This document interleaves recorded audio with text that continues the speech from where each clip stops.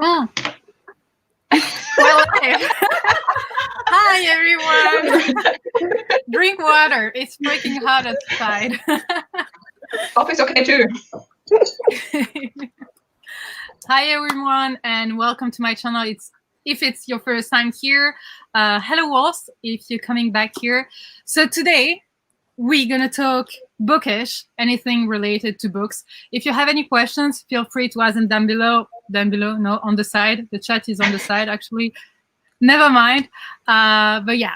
So, Dani, can you introduce yourself? Yes. Hello, everyone. My name is Dani. My channel is called Current Chapter. I'm Brazilian, and I currently live in Montreal. It's very early for me right now, but I'm very happy to be here. Thanks for having me. You're very welcome. Thank you for coming. And I just want to say, everyone in Canada, sometimes it is hot. Yes, it's really hot. Like this past week, it was really, really hot. Okay. It's like 2 weeks a year, but it happens. You know, when I lived in Toronto, like July and August, it was freaking hot, but freaking hot, like sticky. You would go outside and you will be like, oh, sticky. Yeah. Blah, blah. Hi. Hello. So we have also the reading witch. She's here Hi. every single month. And Lucienne also here. Hello. So everyone's channel is linked down below, so you know. But yeah, okay, is everything working here? Okay. So when someone comes to me and say bookish, the first thing I'm gonna have in mind is actually bookish merch or bookish subscription boxes, etc., etc. Is it the case for you? When you say bookish, you would think something else besides books, I mean. Oh, okay. Hello.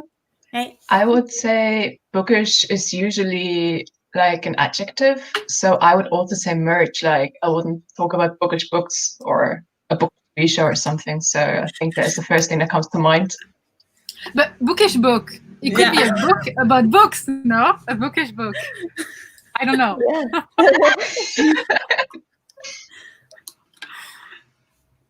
Okay, Dani?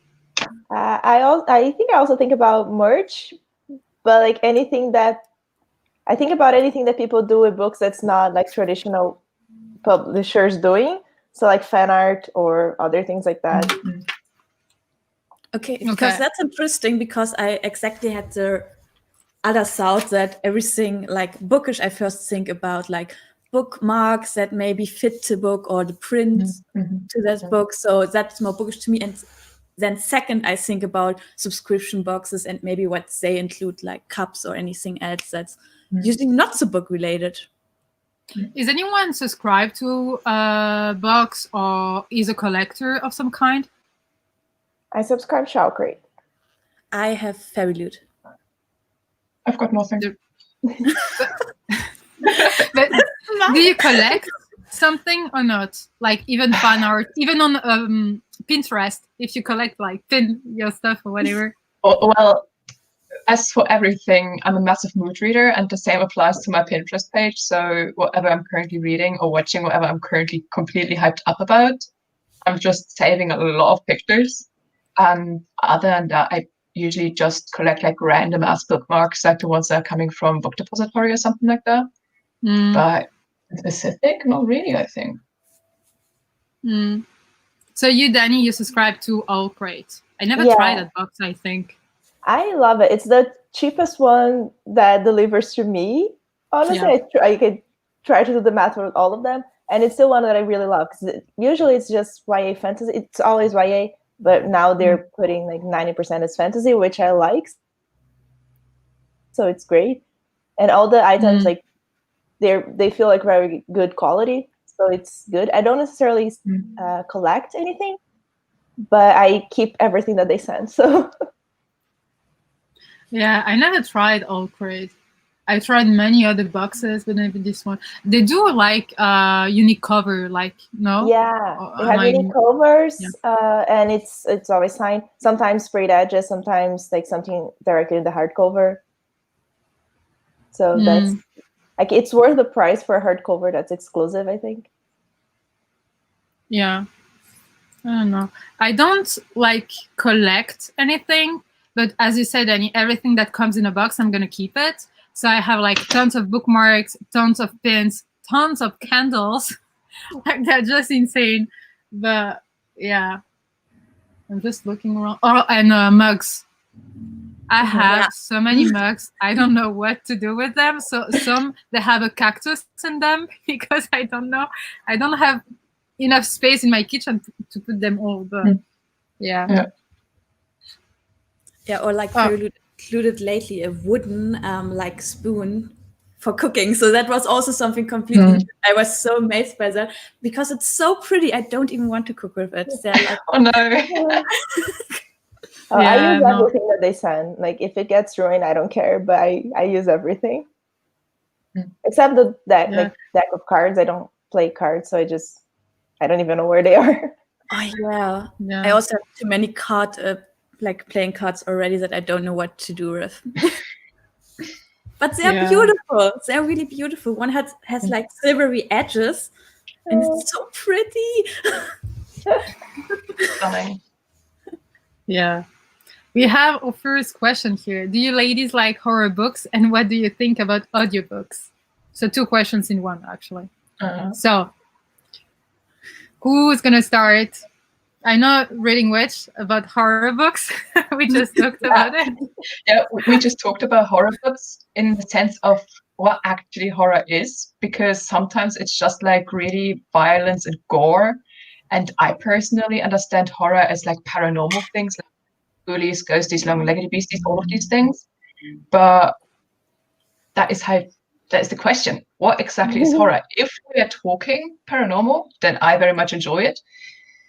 If we're talking gore, then I can't really read it because I have an issue with that. Yeah. Dani? Yeah, we're just talking like for me also horror is like not books that scare me are not necessarily the gory books, are just the ones that like you don't really know what's scaring you, like something watching behind your shoulder. One book that I remember that did that was House of Leaves. Like the book's not necessarily scary all the way through. By the way, I didn't finish it, but there's one point specifically that like it gets really creepy and you like you kind of get a little bit scared. But gory books also don't scare me, and I don't mind reading them. I can't watch gory movies at all, but I don't mind reading them. I just don't get it, like why that's interesting. Yeah, I like other types of horror more. Lucienne? So horror books aren't usually my favorite at all. I am like getting really afraid whenever I read or just hear of this. And I have a lot of friends who love watching horror movies actually. And I'm always like trying to find a way to go home so that I don't have to watch that. But I would say I'm more okay with when something extremely violent happens instead of paranormal things. Like I'm more afraid of paranormal things because I can't explain them. And that makes me so much more afraid of things that I'm just like being awake the whole night whenever I've watched or read something about that.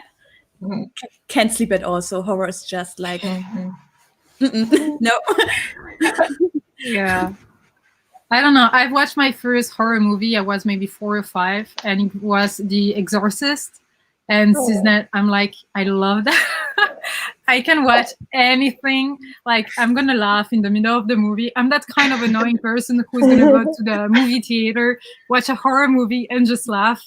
Not because I'm nervous, but just because it's ridiculous or whatever. So reading horror books, I like it. Doesn't bother me at all, whether it's horror, paranormal, or like gore kind of thing. I kind of like it. It's not what I go for usually, because then I prefer to watch it so I can see actually what's happening. or maybe audiobooks, when the audiobooks is actually well done and you have that creepy back music or whatever, and the guy is like whispering, then talking, then okay, like I'm gonna be in. Yeah. And audiobooks in general, you listen to audiobooks or? Audiobooks save my life when I'm in a reading slump. I don't know what to do about them, honestly. Yeah. Also, go ahead. Sorry, go ahead.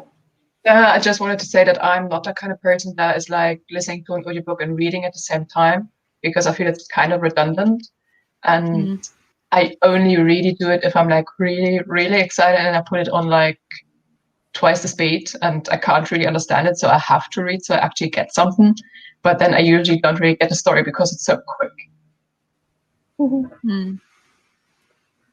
Yeah, I don't think I've ever listened to a horror audiobook, but I like audiobooks in general. Last year when I was living like 1 hour away from work, I would listen to a lot of audiobooks on my commute because I can't read in the bus because it makes me sick.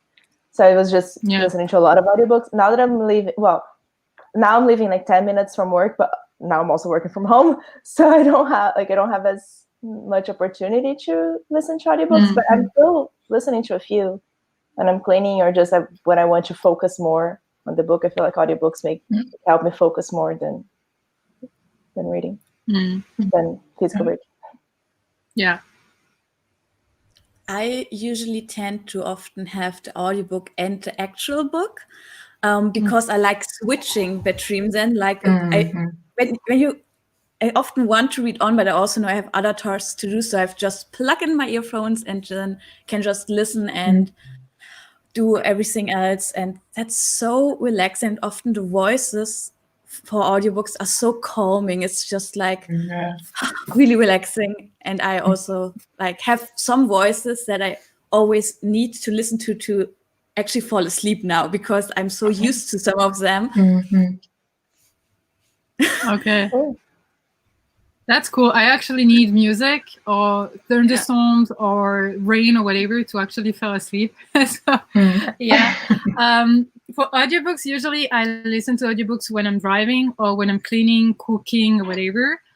I don't usually like read a book and listen to it at the same time, except for the book. The Court of Miracles, actually, because there are bits of French in it, and whenever the narrator was actually saying the words in French, I couldn't understand. I was like, so frustrating. Like, I don't mind when a character has an accent. Of course, I have an accent when I speak English, so that's not the problem. It's just that I couldn't understand it. So I was like, non-stop switching one to the other, and that was a bit annoying, but yeah. Thank you for the question. You're welcome. I listen to Pride and Prejudice audiobook when I can't sleep. Oh wow, that's a nice. specific book. Yeah, I never listened to that one actually. Maybe I could reread them. But while we are talking about books like genres, etc., what is the genre you read the most of? Like, I want to guess fantasy here, but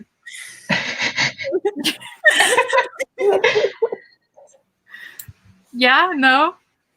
Yeah-ish.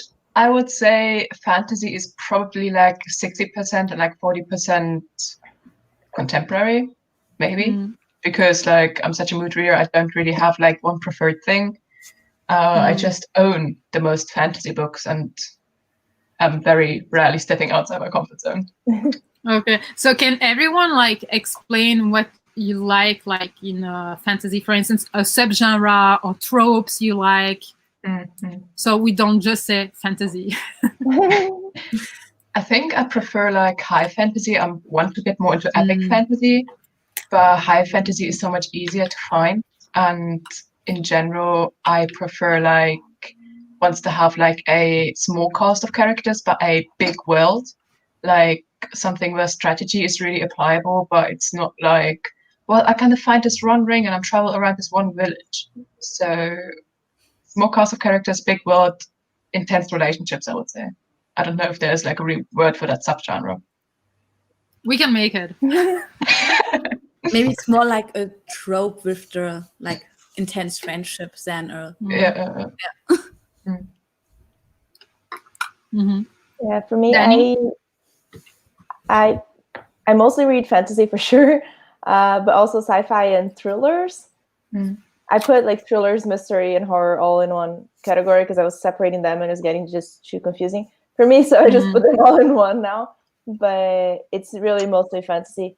I think the types that I like the most are, well, I love like magical schools for sure. If it has a magical school, I'm already curious about it. I like, it's like for chosen one trope, I like it, especially I think for middle grade, like Nevermore. It's, I don't know, I think it fits more middle grade, or it's less annoying, I don't know, for in a middle grade. And I really like, I also agree with you that I also like small cast of characters, but a big world, and like exploring like very high fantasy. I like it a lot. I like urban fantasy as well, but more high fantasy also. Wait a And I moment. like She has a guest. and I like a group of friends getting together to do something. I don't know if you read The City We Became, but it felt like Avengers like assembling and getting together to do something. The whole book is I really loved it, but like I love when characters from different spaces are just all getting together to fight the evil or something like that. Mistborn also has a bit like that. But isn't The City We Became like cities, like department within New York, whatever? Like, don't you have Brooklyn? Then I don't know. I thought that the cities were actually people or something like that. Exactly. But the boroughs of New York are getting together to fight the evil. So it's definitely urban fantasy, but it's like they're getting together and trying to figure out. It's really fun. Yeah, sounds interesting, actually. Yeah, definitely. No one's home? You're alone? I don't like romance in fantasy usually also. Oh, yeah. Yeah. Lucien, you want to say something? We're still on the same topic, yeah? Yeah, we're talking about the genres or the subgenres you like, and maybe some of the tropes, because I have a list. Oh. Oh. Okay. So Sasha wanted to talk. I can see. No, I also read like fantasy the most often, and I also like high and epic fantasy the most. Yeah. So, and I'm also getting more into contemporary and like also self-help books. I just enjoy them a lot lately, which is strange. I still need to get to know why. But I really like to read them at the moment because they're just like, also again, relaxing. It's like, just flip through them. Everything is clear. You don't need to really understand a lot about them because it's not a complex word or anything. But yeah, so that's what I'm reading at the moment. Yeah, just reading for pleasure. I agree with the romance and fantasy. It's not nice. It's often that done. Yeah.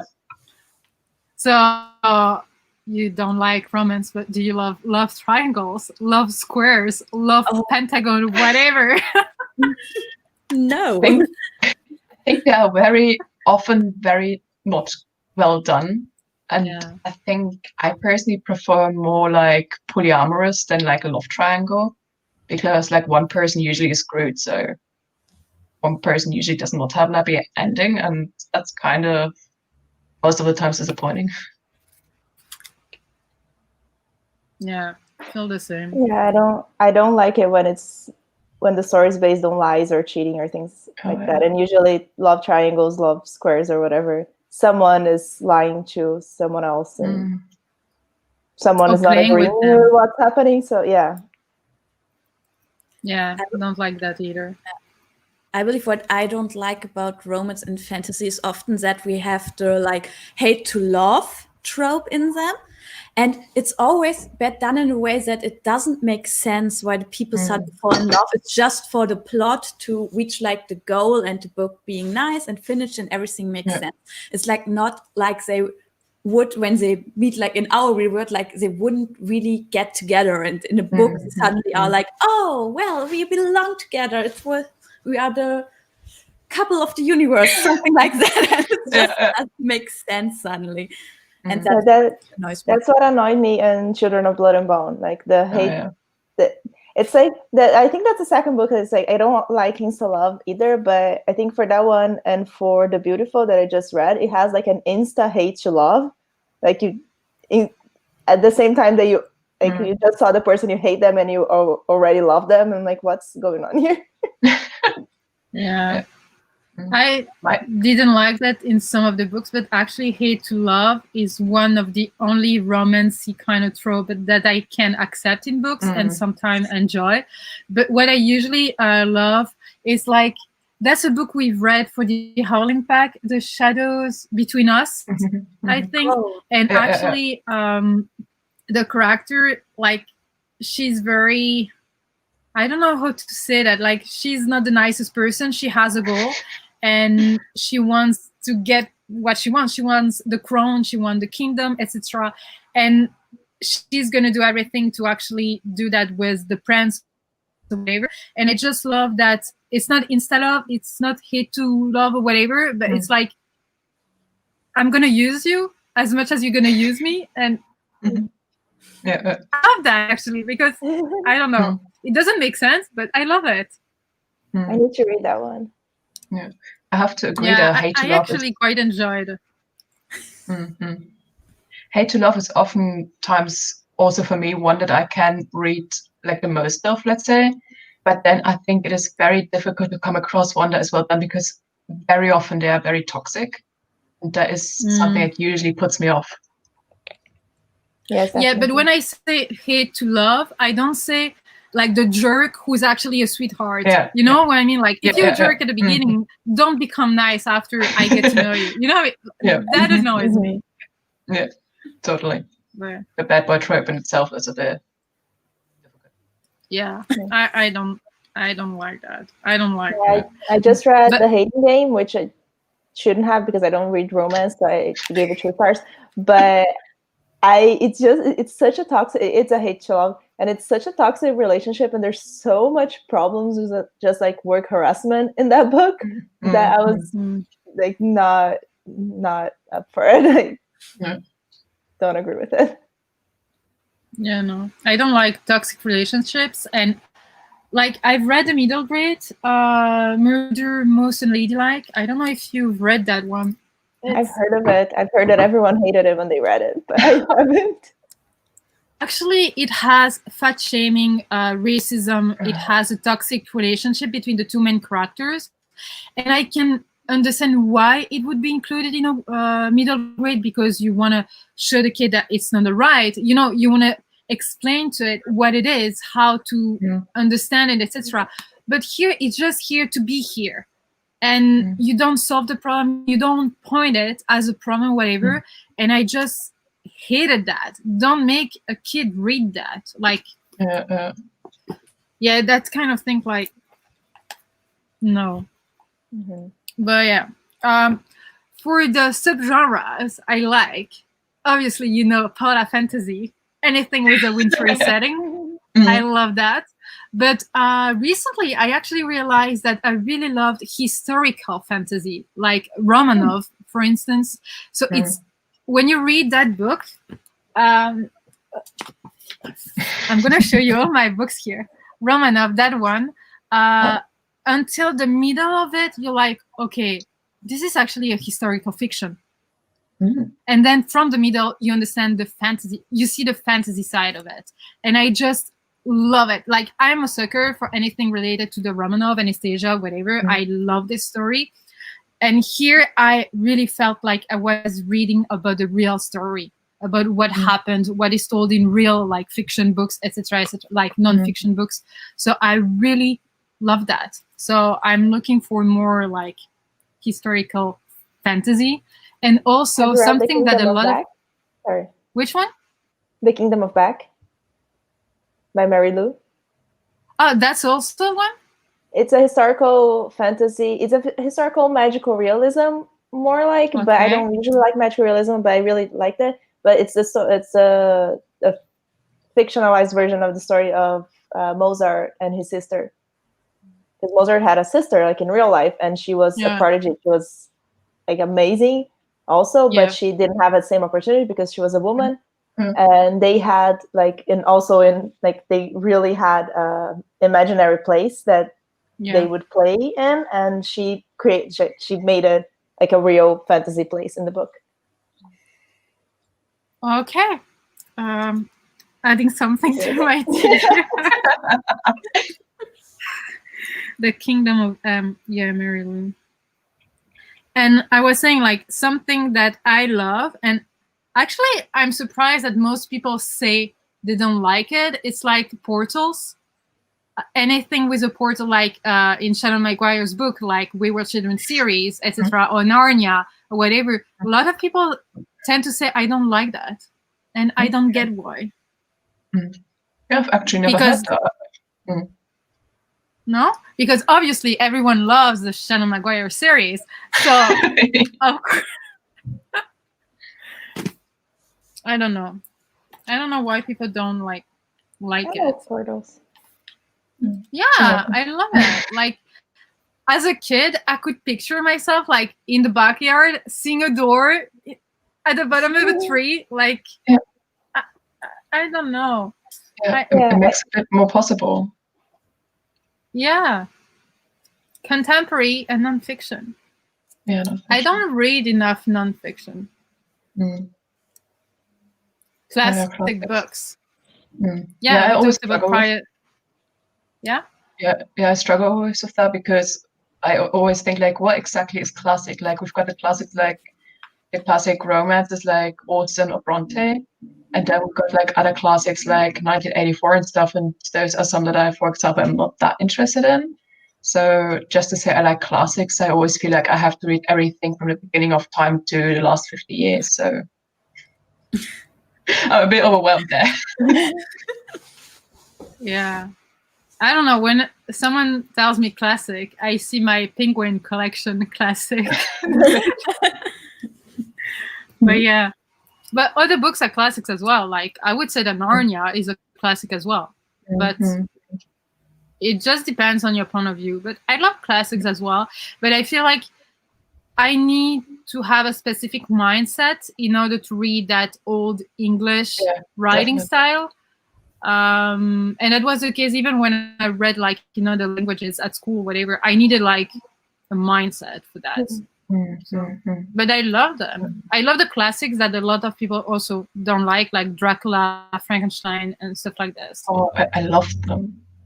I love Dracula. I couldn't finish Frankenstein. I love Dracula. It's one of my favorite books. But Frankenstein was... And it's just, I didn't abandon it forever. I will go back to it at some point, but I need the right mindset, like I said. Yeah, but it's not for everyone. Like, it's not, and also it's not because it's a classic that one, you have to read it, or two, you have to like it. That's true. My mom is just starting to read more now, and she was asking me, like, what are the books that everyone has to read? I'm like, no, none. There's no books that everyone has to read. You should read what you like. Yeah, definitely. Yeah. Animal Farm, maybe. Well, it's tiny, it's easy. And like, if you want to learn about literature and study, like, understand the history of literature, then sure, there are some that it's probably more important for you to read. But just for enjoyment, like, you should read what you want. Yeah, and all classics, like, you can find fantasy and sci-fi classics as well. Like, it's not only Pride and Prejudice and stuff like that. So you have more choices than just Dracula, Frankenstein, etc. But we always see the same book, so I feel like that's why some people feel scared or intimidated by classics books. But I don't know. Romance and Hated the Hating Game. Oh, thank you. That gives me hope. That's what you're currently reading, right? No, I said I finished the last month, I think. But I mentioned it in my wrap up. Like I enjoyed the experience of reading like a fluffy romance. I love rom-com movies, so I like the experience of reading it. But the book was just not good. Very problematic. But I'll talk to you later, Daniela, for more romance recommendations then. Yeah. We have a very hard question here. Oh, that's mean. That's just me. Do you want Hello us back. to pick just one? Apparently, you have to name only one. Oh, Your God. favorite book of all. Let me think about that for maybe at least 5 minutes. One I found that for question. genre, maybe? Yeah, that's what I said. Like, I found that question unfair because I always say my favorite middle game, middle grade, fantasy, sci-fi, books I grew up with. You know, I have like categories in mind, but just one.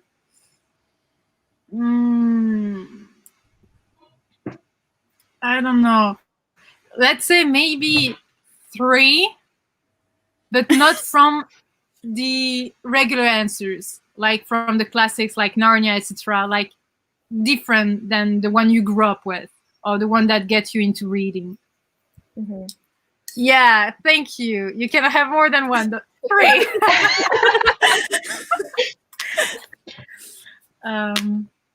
Who wants to start? Oh my gosh. Everyone's thinking. Yeah, because some of my favorite books, I've read them as ebooks or audiobooks, and I don't have them, so I don't think of them, and I'm sure I'm going to regret later. For me, basically, I would just like give you a list of all my 5-star reads. So I can't really say ABC because it would like be 50. Yeah, I'm gonna pick some books. I'm just like thinking and trying to reduce it to 3 books. It's like so hard. I have like the top shelf in my mind. I can see all the books, and it's so hard picking 3 of them because there are at least like 5 or 6 on them. Okay. I will pick books that I would ever want to read. I know. Everyone's leaving, okay? Okay, I'm back for a I'm second not too. here. I can hear you.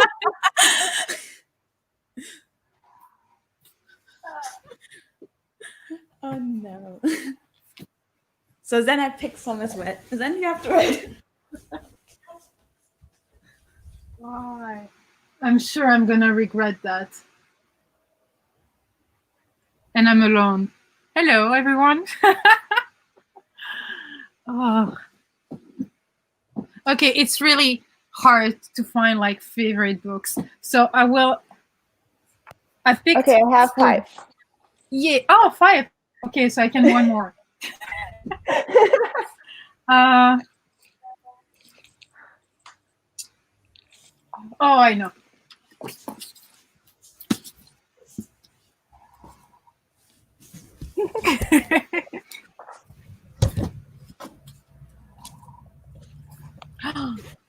Everything. Oh, she picked everything. And you tap them. I picked It's been 5. a long time since I I tapped.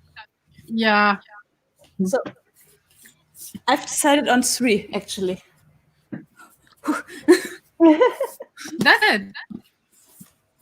I think actually the books that I picked are the one that summarize my reading taste and journey. So that's going to be interesting. Okay, who wants to start? You can start. Me? Yeah. Okay. So I have 2 books I'm going to show you first. And that's so not going to be a surprise. So Shannon Maguire, sucker here. I love everything she wrote, like so far that I've read. But I'm planning on reading all of her books, so we will see about that. After a series I fell in love recently with is actually Memoir of Lady Trent, so A Natural History of Dragons.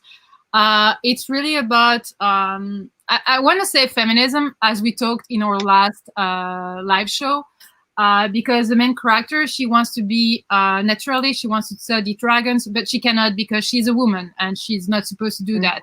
And that explains her journey towards that goal. And actually, she goes and studies dragons. So I love that series and all the books. Like, the series is 5 books long. They all got the 5 stars for me. So that's telling something. Then a book that summarizes all the Russian folklore and vibes that I love, because I'm Boston and Slovenian. And in Russian folklore, I sometimes see something that we have back home. And it just gives me like a warm feeling, whatever. So for that one, I picked obviously The Bear and the Nightingale, but that summarizes all the books with Russian folklore or even Romanov in it, you know, except for The Blood Hair. We're not going to talk about that book. But and then the last book I'm going to show you is something I love listening to. I love reading about it. I love watching documentaries about it, but I don't talk much about it on my channel. And it's anything that's related to science. I picked that one because that's the one I have next to me. But the one I would recommend to everyone is the one by Neil deGrasse Tyson, Astrophysics for People in a Hurry. I listened to the audiobook. It was just amazing as the book. So I'm a nerd and I'm proud of it. I love astrophysics. Yeah, you, Dani. Here. Okay, so as you were talking, I remember that I didn't pick one series. I didn't pick any sci-fi, I think, but I would pick the Themis Files series, Sleeping Giants, Waking Gods, and Only Human. I gave 5 stars to all of the books as well, but I don't have Sleeping Giants because I listened to the audiobook, so I don't have it. Yeah. But the ones I picked up, Nevermore is my favorite middle grade for sure. I tabbed it so much. And it's, if someone doesn't know what it is by this point, it's a middle grade fantasy about a girl who thinks she's cursed, and at her 11th, 12th birthday, she's supposed to die, but then she gets taken away to Nevermore, which is a magical land, and it's just so whimsical, so funny, like this type of humor that I like, especially in a middle grade. And it's just so cute, like it's adorable, and everyone who likes and middle I feel grade like that's a series, like that's a book, middle grade book, you could recommend to people trying to get into middle grade books as well. Yeah, for sure, I agree. I gave this 5 stars, Wondersmith also, and my most anticipated release for the rest of the year is Hollowpox, which is the 3rd book in the series. Then I picked Fullmetal Alchemist, which is the first manga that I've ever read, and it's one of my favorite series now, like so much. It's about 2 brothers, Edward and Alphonse, who are alchemists, so they can like turn things one into the other, and they did some pretty, I feel like I've said this synopsis so much on my channel that I'm just like repeating what I've said, but they did some pretty bad things when they were little, and now they're trying to deal with that. And I love the art style. I think it's so easy to follow for someone who doesn't read manga. The names of all the characters are like Western names, because it's kind of a little bit Western inspired. So it's easy to follow if you have trouble with like Japanese names. But also I found out that the author is a woman. She was writing with a male pen name, but it's a woman. It makes a lot of sense because I love the female characters in this book so much. All the characters are so well developed. It's amazing. And then I picked Scythe. Scythe also tabbed a lot. This is the Brazilian edition, which is the one that I read. But well, this is a sci-fi actually. I said I didn't pick any, but this is sci-fi. And it's one of my favorite series also. I also gave 5 stars to all of them. I know a lot of people hated the 3rd one, but I really loved it. And I don't know, I just love everything that Neil Shusterman writes. I don't know why, but like his writing style really fits with me. And I gave 5 stars to most of his books, and the series is just really good. This is a universe that people can't die anymore, so you have the Scythes who kill people to control the population, but there's no other type of dying. And there's a lot of politics in the 2nd book. It's really good. And then The Final Empire, which I finished like last month. And it's already one of my favorite books of all time. One of my favorite of this year, probably. High fantasy with amazing magic system. It's pretty big, but it's very, very accessible. I think this one would be a good recommendation for people trying to get into adult fantasy because it's really, really easy to read. And last one is Princess Bride. Can you see it? Yep. I read this a long, long time ago, and I have to reread it. But this book, I also love the movie. It has exactly the sense of humor that I like because it's very self-aware and it makes fun of itself. And it's just a funny book. Like, it makes fun of normal fantasy and normal romance fantasy. And I don't know, it's just so quotable that I also really recommend if you want a funny fantasy book to read. And Sight, Sight is on my TBR, but would you recommend the audiobook? Have you tried the audiobook? I haven't tried it. I actually only read in Portuguese, which is usually not my favorite way to read it. I usually like it more when I read in English, but I only read it in Portuguese and I still loved it. I've heard the audiobook is good, but I haven't tried it. Okay. Maybe I will give it a go. Okay. Next. So it's actually a wonder that I haven't picked any Brandon Sanderson or Joe Abercrombie in this list. So I just think you know that I love them, so I just leave them out and show some other books. But first I have a manga as well. It's like, I don't know, can you see? It's Nana. Nana! You know it? Oh my gosh, it's the best manga out there. It's one of the best, I agree. Yeah, it's really one of the best. It's following two ladies that have the same name, Nana, and they move to Tokyo and start living their life together by accident because they are both interested in the same flat, and we just follow their life from there on and them trying to fulfill their dreams and everything. It's just so beautiful, and what I love about it is that's just so heartbreaking true about life. That's what I really like about it. And I already loved Nana for 10 years, so that speaks volumes about this manga. Then, just as Sasha, I also picked The Bee and the Nightingale because it's just way too beautiful of a book. And like The Reading Witch knows she has to read it this year. I'm not allowed to read it before winter, I've been told. Yeah, not before winter, but you have to read it. Okay.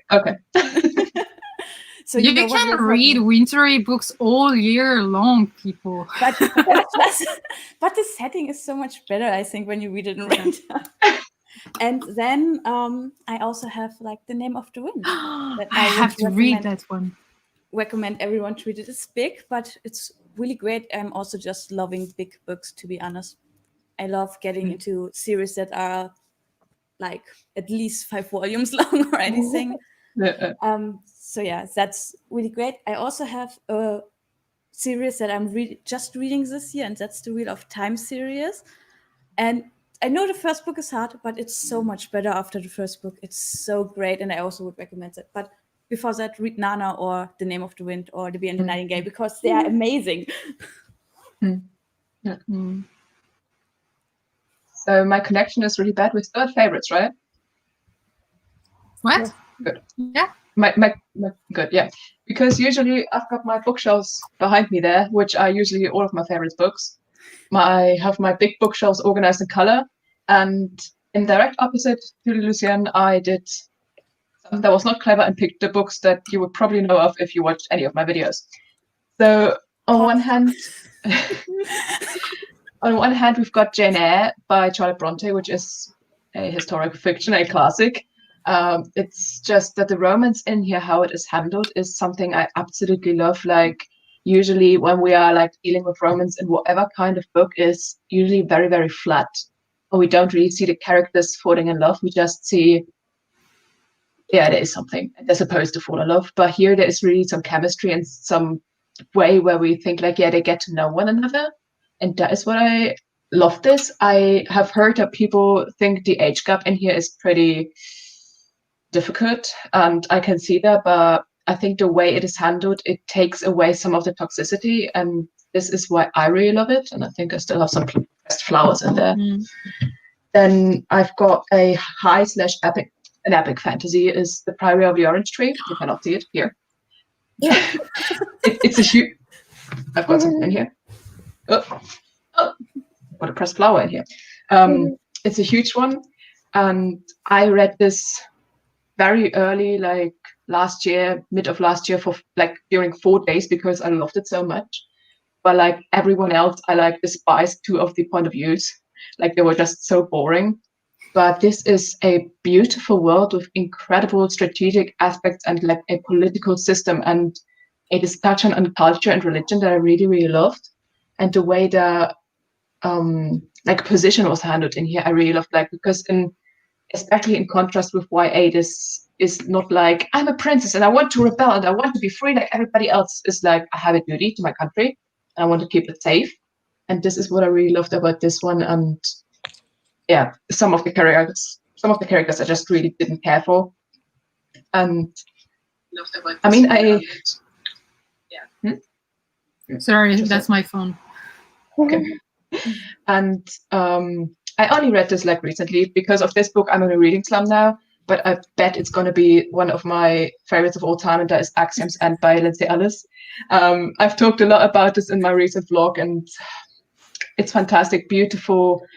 Like, first of all, it's a sci-fi story about first contact. It's like not really a historical fiction, but it's like in 2007, so it's not now, but it's very interesting, and it deals a lot with like philosophy almost, like what is it to be human, what makes us human, what makes us maybe similar to that completely new random species that we interact with. And it also has like a very strong friendship in here and some relationships that I really enjoyed. And it just feels very real. And that is like something I usually go for in books.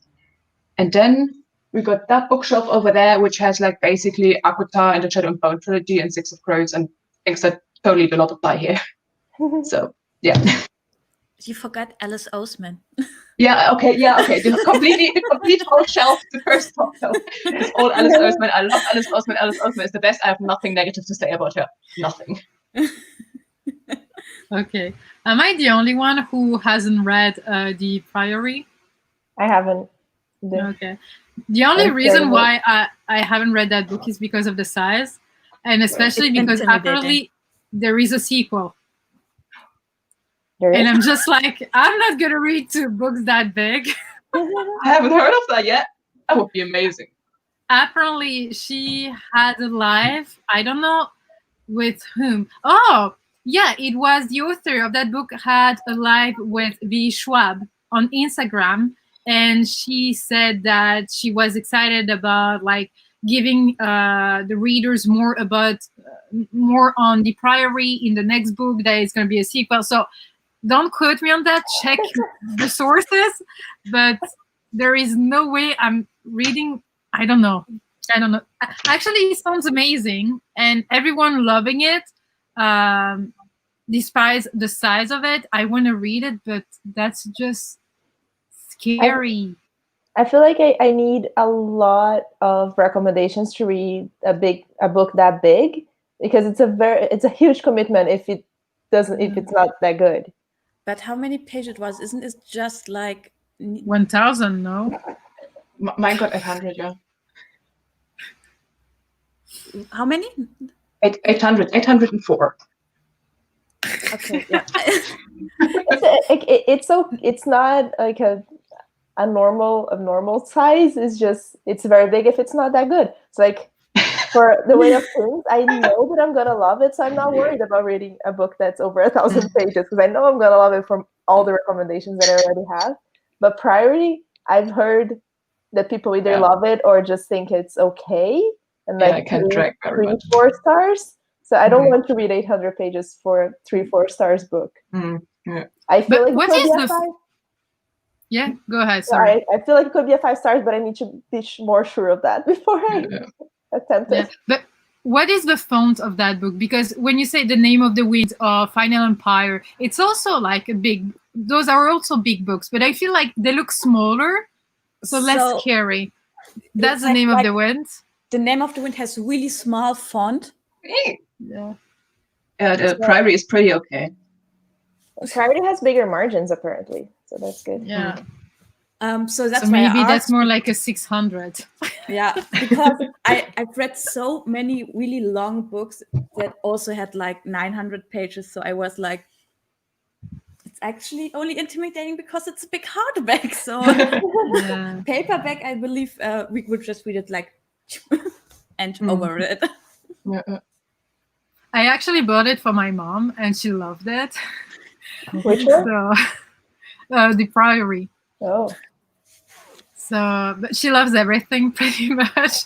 So I'm just like, you're not helpful. But yeah, I don't know. Just like, but yeah, did you find if there was a sequel coming or not? Goodreads has no information on it yet. Maybe it's just on working. She's still working on it, or maybe I don't know. But yeah, but I'm pretty sure she said it on Instagram. I have to check that. So, maybe she's just working on a novella or something like that. Yeah, Not maybe like a novella. Sequel. Or a prequel from someone else's point of view, like everyone else is doing. Yeah, I don't know. But yeah, talking books, you showed many books that you liked. No. Oh, you want to talk about the books you don't like? Or you want to talk about beautiful covers that make you buy books? I think that's more like it. I just wanted to say Sasha already knows which book disappointed me a lot. So we can talk about beautiful covers. Oh, how do you get to the buying button, I want to say now, because I cannot go to bookstores, but how do you buy a book? How do you make the decision to actually buy a book? Like, do you just check like on Goodreads? Do you check on whatever other website? Do you check reviews, wrap-ups, or unhauls? Sometimes I buy books from unhauls. I honestly feel like I started my Bookstagram in 2018, and before that, I didn't know this whole community existed, like for Instagram, for YouTube, for anything. And I kind of miss a little bit of that, like just going to a bookstore and finding out what books are good, so like just what books I want to read. I miss that a little bit. I don't think I could ever go back to it now, because I only get books now from recommendations from booktubers, or from hearing the authors that I already like talking about them, or things like that. Like I don't, it's so rare for me to buy a book that I haven't heard anyone talking about it on BookTube. So meaning you're following people you have similar tastes with?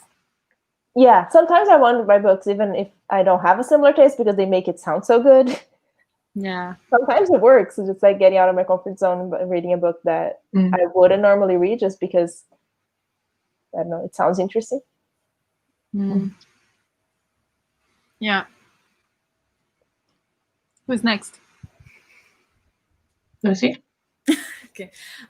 So for me, it's usually like I also watch like YouTube, and whenever someone has a book in his wrap up or in his vlog that he or she is talking about so much and love it so much, that's when I like check it out, like what's really it is about on like Goodreads or Amazon or Book Depository, to see if it's actually my taste, because you have like more informations often down there than people just raving about the book, how amazing it is. And then what also is often important to me is the cover as well. Like I'm like, if it doesn't have a beautiful cover, I'm like more not going to buy it instead of just buying it right away. Like the cover is beautiful, the story totally fits my taste, and I'm just like, okay, click and bought and ready and happy and everything. But yeah, I have some people where I just like 100% know when they love it, I'm gonna love it as well.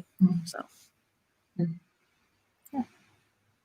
For me, buying books is usually very impulsive. Like, either it is because a book has been really, really hyped up, like everyone's been gushing about it, and I'm just like, well, gotta read it.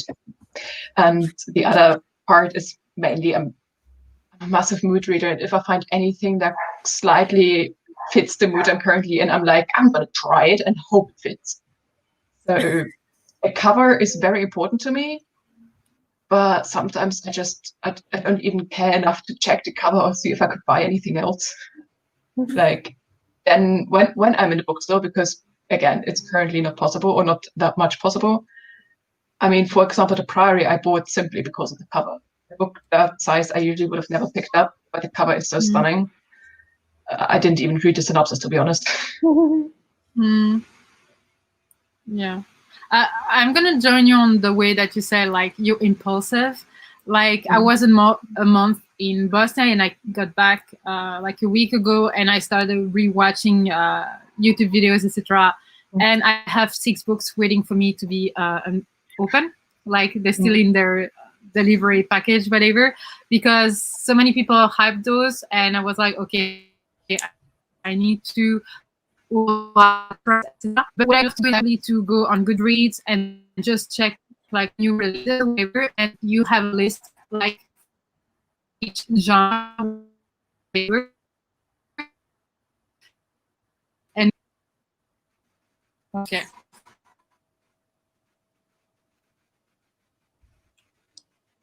It was breaking a lot. Yeah, I can't hear anything. Sasha, we can't hear Okay. you. Oh no, it's just gone. Oh. What happened Okay. to you down? I'm back. Oh, there you go. Back. Yeah, she's back. Sorry.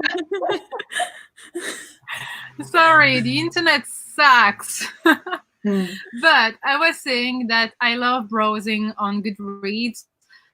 For instance, or online bookstores, and I just check the covers, and if they catch my eyes, like, I'm gonna check the synopsis and the blurb.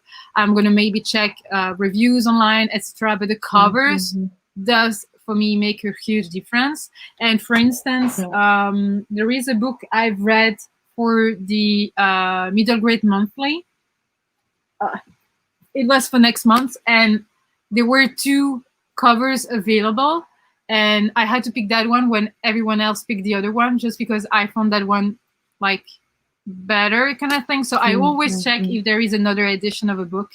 And something that, for instance, I hate on books is when the front page cover, whatever, is shorter than the rest of the book, or the stickers on the covers.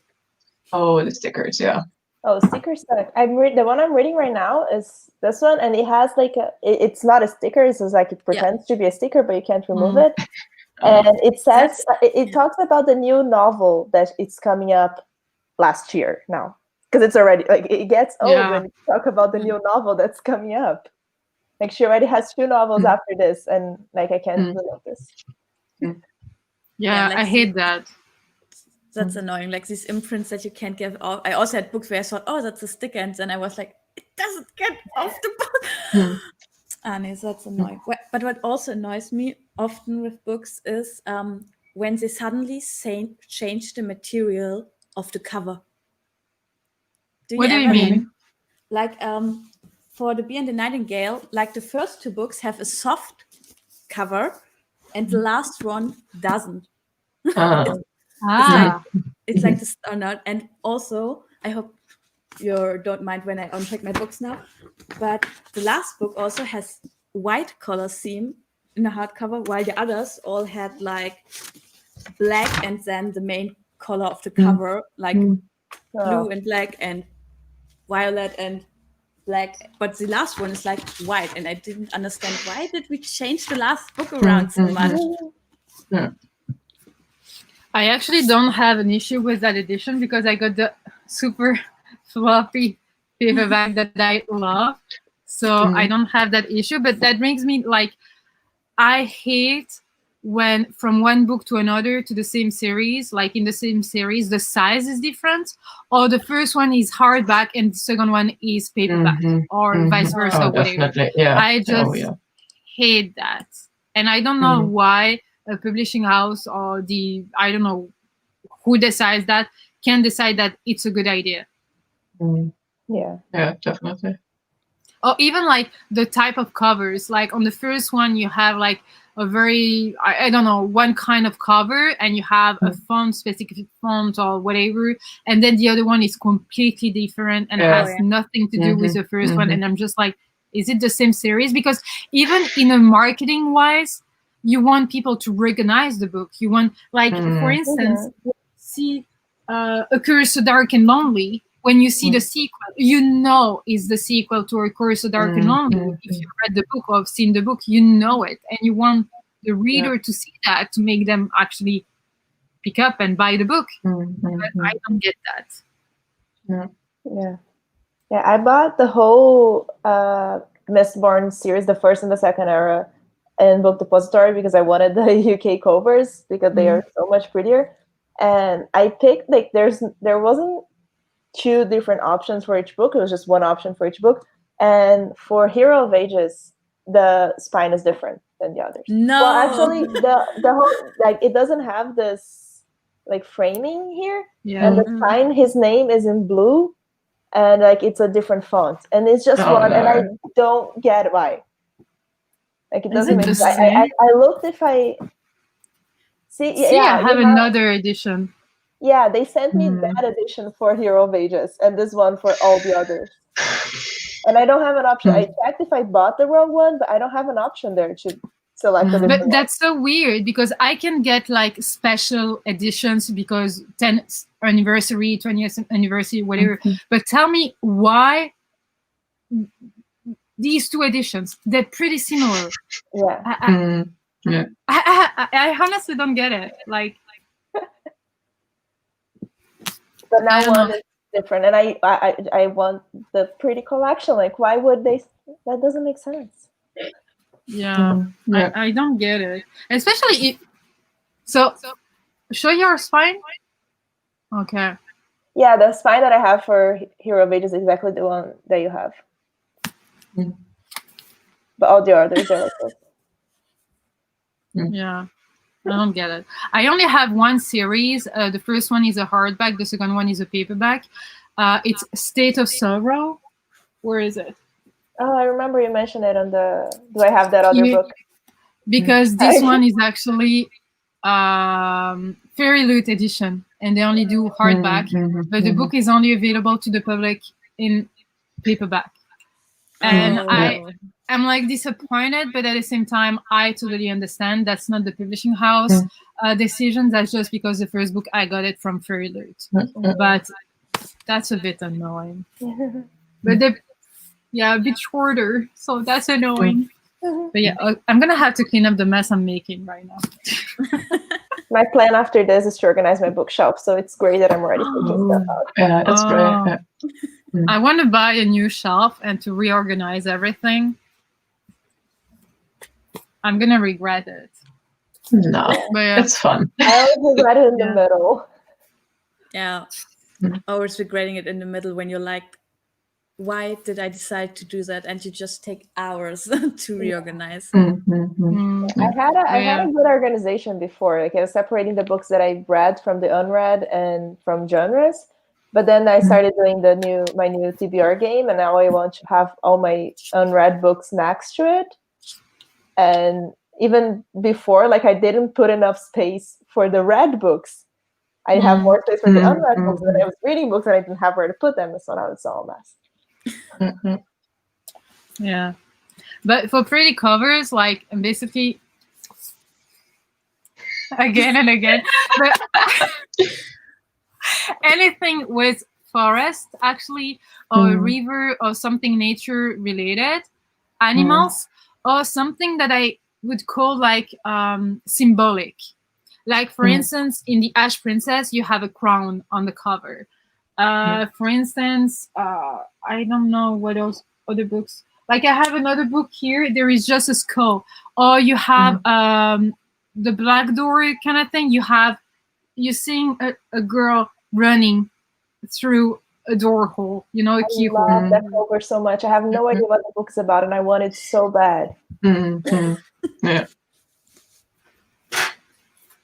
Ta-da-da! It's so pretty. That cover is to die for. It has basically to do with they have some kind of abilities, the girl and her mom, and actually there is something like, no, she can go in people's dreams, and there is one thing that she cannot do is to enter the red door. And actually, when she's in people's dreams, she hears that door calling her, whispering her name. And yeah. Getting goosebumps. But the cover, that's what I call like symbolic, because it has to do with the book. Like, same for this one. Once you've read it, you get the cover. That's just something I like. Yeah. Is there something like this that makes you buy a book, or no? I would say it has a really graphic cover. Like, I don't like faces or photographs on it, really. They really annoy me, but I tend to like if they just have font, or if they have like a really pretty graphic design on them, I buy them more often. Yeah. I gotta agree with the graphic symbolic thing, because I actually got beforehand, I got 2 books here as cover examples, and one of them I don't like, and the other one, which I have unhauled so far because I didn't like it, was the Hazelwood.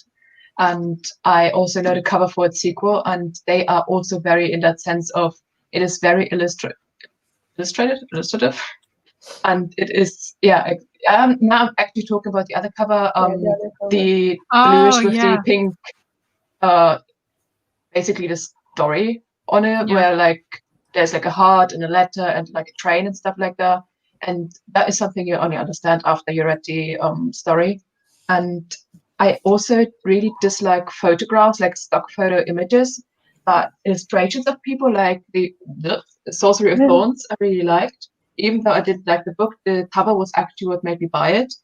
And then I also like illustrations, and I don't know why, but I love shiny elements, be it the blue part on the priory or like gold, like on the Invisible Library here. I love shiny things on book covers. I don't know why. I don't. Maybe I'm a dragon. I like it too, and it's awful to Yeah, totally. Yeah, you said Hazelwood. I bought that book because of the cover, and I also didn't like it, but the cover is so good. Yeah, totally. Like, I wasn't a fan of the Hazelwood. Like, the first part, I liked it. The second part, I was like, what the heck? But I still got the sequel because I'm intrigued. I don't care enough anymore about the story. Yeah, so many books out there. I know. So, let's wrap this up with releases you're excited about. I already said one of mine. My most anticipated release of the year is Hollow Pots. Oh yeah, you said it, right. When is it coming out? Like in October? October 27, I think. Oh, should have been earlier. Sure. Oh, it was supposed. I said a very specific date, but I'm not completely sure if it's that. But it was supposed to come out. I was already upset because it was supposed to come out in February in Australia and UK, and then in like March or April here in Canada, United States. So I was really upset about that. But now it's all postponed. So now it's October, and I don't think it's for Australia or here, but I know there are 2 different dates, which is very, very sad, because I have the first book in the US edition, so now I'm not gonna buy the Australian or UK cover and not have it match. So I'm gonna have to wait. Why 2 different dates? That's something I don't understand, because it's in English. Yeah, I think they have to change some words anyway. Maybe it's not the same. Yeah. The same, like writing. Yeah, I guess. But they don't do that, for instance, French, and French Belgium, or French. They do for French Quebec. They do? They rewrite the thing. Yeah, even in the movies or the title of the movies or whatever, it's completely different. So yeah. Okay, I get it. I don't like when they like I'm so used to reading translated books to Portuguese, and I'm so used to hating them. So I really don't like when, like, why would they do that? Like, I understand maybe for children there are specific words that they won't understand from a different culture. But yeah, maybe I'll just buy the Australian one to read the original text. I don't know. I don't. What? Wait, the author is from there? Yeah, she's Australian. Oh, that's why. Okay. Yeah, maybe. But maybe the time you order it in Australia, it will come up in North America. You know, the shipping, etc. So that's a good point. Yeah, I don't know. So that's the only one you're really, really excited about.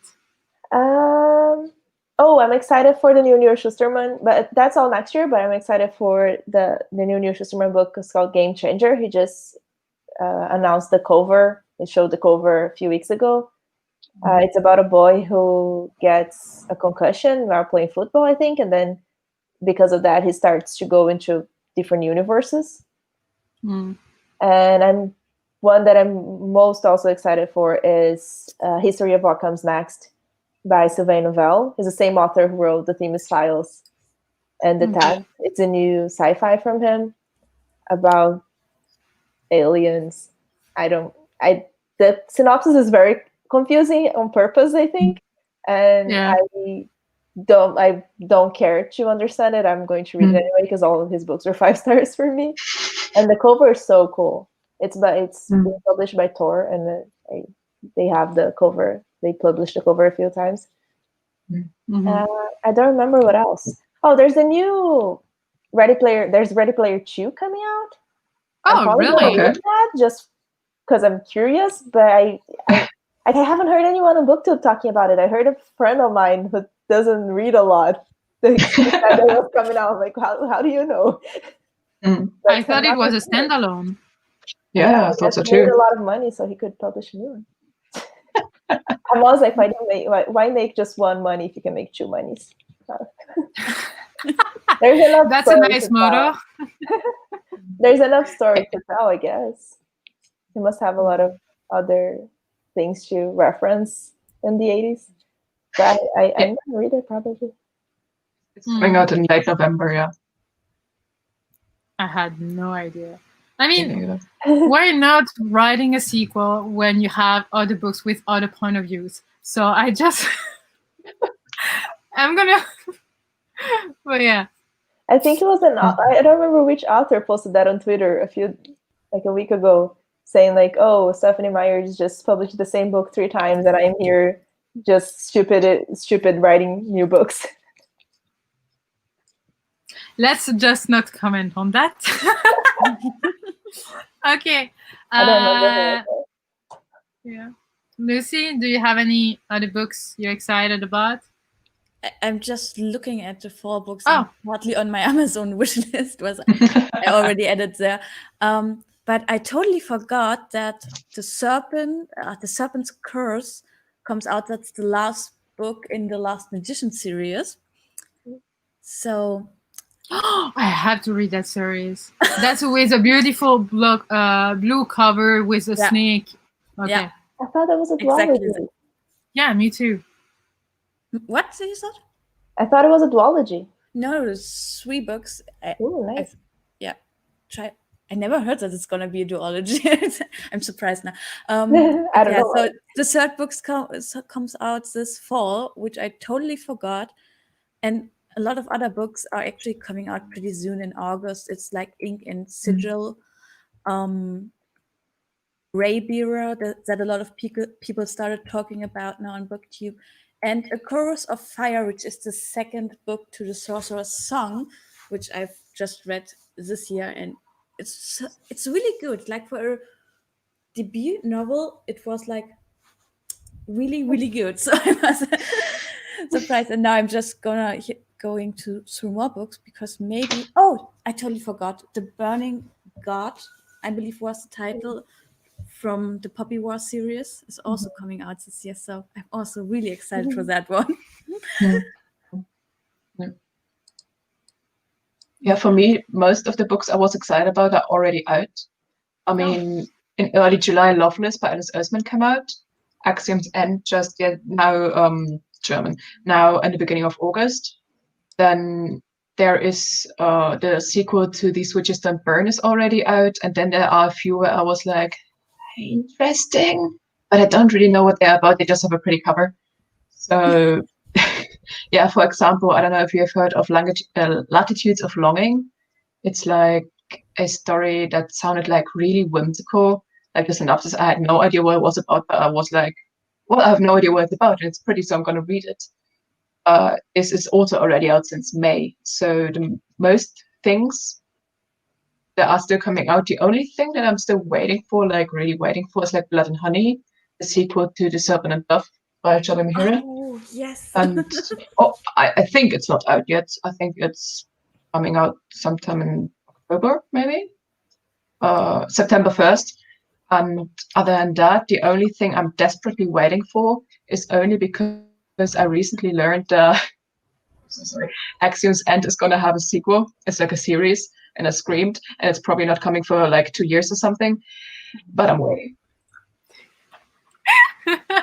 If you're angry about books not coming out for like 2 years, start loving this book because the last one isn't out yet. Since I don't know how long, 7 years? He already more than 10. writes the last book. That's commitment. And the same goes for Nana, because like the mangaka got really ill, and it's like, I don't know, 10 years since she last published anything of the series. So that's 2 years is nothing. Yeah, I guess. Okay, the book I'm the most excited about is this one. Sounds interesting. Over the Woodward Wall by A. Deborah Baker. She's Shannon Maguire. It's a middle grade, and it's Shannon Maguire. And I don't know if you've read Middle Game. I haven't All yet. of you. I wanted to, but I haven't. Okay, so that book has bits of it in this book, and that's because people wanted to know more about it, that she wrote a book. It wasn't supposed to be a book, because actually you're gonna read, it's basically two kids living on the same street, but not in the same world. So they separate. And I'm not gonna say more because I've read a bit of it in this book, but you haven't. And it's just like, I don't know, I loved it. When I read it, when I wrote, when I saw it in this book, I was like, wait, what? I saw that name somewhere. I saw that title, and that's how I discovered actually the story. But yeah, so I'm super intrigued about that one. It's coming in October 6 or 7 or whatever, just before my birthday. So that's perfect. That's gonna be my birthday gift to myself. And yeah, so that one is the first one I'm like the most excited about. And then of course there is another one everyone is talking about, is the new V. Schwab, The Invisible Life of Adi LaRue. It's written La Rue, which means the road in French, but I don't know what. So that one intrigues me. Honestly, I don't know much about it. I just know that it's apparently the story of a girl who, whenever she's going to talk with someone or whatever, that person's going to forget about her. So, I mean, that's something everyone doesn't. Yeah, I think that there is a boy who doesn't. And I just want to know more about it, because I don't know how she feels. Like I don't know. I would feel so lonely and so like whatever. And I feel like that could be like a powerful book. And it's V. Schwab, which I love. So not as much as Shannon Maguire, but I love her. So yeah. And the third one is actually To Sleep in a Sea of Stars, which I told you about before, by Christopher Paolini. It's a sci-fi fantasy adult. So definitely it has nothing to do with Eragon. And I'm just looking at it. It has to do with Her journey to discover the truth about the alien civilization will thrust her into the wonders and nightmares of first contact, epic space battles for the fate of humankind, and the farthest reaches of the galaxy. And I usually really love first contact kind of trope. So now I want it. Yeah, now I want it. And I just love the title, To Sleep in a Sea of Stars. Yeah, it's pretty. Yeah. So yeah, those are the three. Those are the three I'm really looking forward to. But also there is a new Ashley Poisson that comes out, and there is Hush Hush by Dylan Farrow. That sounds like interesting, because it's apparently, how do you speak up in a world where propaganda is a twisted form of magic, and that's just like propaganda is like it's magic, and apparently only some people are capable of that magic, so meaning they can rule the world. And there is a girl who wants to be a part of that world, but she's a girl and only the boys have that kind of magic or whatever. So it has something to do with that, and her mother gets killed by those people, so she wants to get involved in some way. Like, just the way that propaganda is magic and not everyone is able to talk that way intrigues me. And it's coming out in October, I think. So yeah, October 6th. So Hush by Dylan Farrow. Cool. That's it. So yeah, I don't know if you would like to add anything, or if you have more questions, or if you're interested in knowing something else about us, because I feel like we talked about a lot of stuff bookish, and I don't know if we could add anything else. Bonjour everyone. Bonjour. Yeah, I don't know. And you, do you have questions or something you wanted to add to the live? No. Already. Okay. So thank you everyone for joining us for this live. Thank you to our special guest. Oh, the other side. Why is it like mirror? I hate this. That's like bothering I feel stupid. That's bothering me since the first live stream, because whenever I wanted to point at someone, it was always like mirrored, and I was so stupid. Yeah, we started 1 hour and 22 minutes ago. But if you have a question, you can ask it, well, them now if you want. But thank you for joining us, even if it's late. The video is available on my channel, so you can watch it anytime. So that's fine too. But yeah, I think we're gonna stop here, so we don't have like a long outro. Okay. Thank you for having me. I had a lot of fun. Thank you for being here. Thank you for being here. I added a lot of books to my wish list, so that's awesome. I don't know if it's awesome or if you're gonna hate us at the end of the year, but you're welcome. Okay, so I'm gonna click on that end broadcast button, but you can all stay here. So we'll bye-bye and see you soon. Bye-bye. Bye. Wait. Oh, wait. There is a question. Wait. What is your current read? Reading slum. Currently not reading anything. I'm reading A Stranger in the House by Charlotte Pena and listening to Women Talking by Miriam Toews. I don't know exactly how to say her last name. They're both by Canadian authors because I'm participating in the Readathon that ends tomorrow. And this is a thriller. The other one is... it's hard to explain, but it's like a story of a Mennonite community where women were being abused, and now they got together to talk and see what they want to do about it. It's very intense. Yeah. It's short, and the audiobook is good. So I'm reading the Dragon Reborn at the moment. It's a buddy read. And this is actually a 14th book long series, and it's just the third. So I really committed myself to something here. But it's really amazing. I really like the world, and what I like so much about it is that this book is actually a little bit older, but that we have such a balanced power dynamic between women and men. That's what really amazes me in this book. And that's why I actually really do like it. And next I start, when I'm finished that, The Gilded Ones. So, but I don't have it here. It's like too far away to go now. So I'm in the middle of this book. This is The Lost Magician, not The Last Magician. The first time it completely confused me. This is a middle grade book. Yes, I'm reading a lot of middle grade lately. Lots of people compared it to Narnia, which I hate. I hate when books get compared to very popular books because you wait, like you're waiting for something else. But basically, it has to do with kids.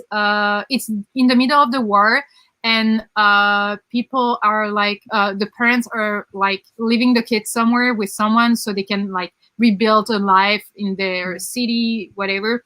And there is a magical library in that place where they are, and actually there are 3 rows in that library. I think it's never read, to read, to reread, or read again, or something like that. And when you go and run on one row, like row of that library, you're gonna leave a certain experience or meet certain characters, whatever. But all 4 kids will end up there with different goals, but they have to find the lost magician who actually created all the stories that are alive in that world in order to make peace. So it sounds a bit complicated because it's a war in a war, like a war within a war. And the 4 kids are in the same world, but they didn't experience it the first time the same way.